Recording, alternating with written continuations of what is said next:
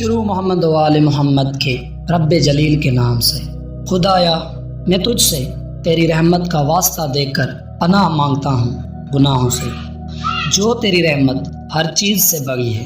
خدایا میں تجھ سے تیری طاقت کا واسطہ دے کر تجھ سے مدد مانگتا ہوں ہر کام میں، اور تیری طاقت جو ہر طاقت سے بڑی ہے۔ آج کی اس ویڈیو کا موضوع ہے روزہ دار کا دوپہر میں سونا اور اس سونے کی فضیلت اور سونے کا ثواب۔ رسول خدا صلی اللہ علیہ وآلہ وسلم رمضان کی فضیلت بیان کرتے فرمایا، روزہ دار کی نیند عبادت ہے اور اس کی سانس لینا تسبیح خدا ہے۔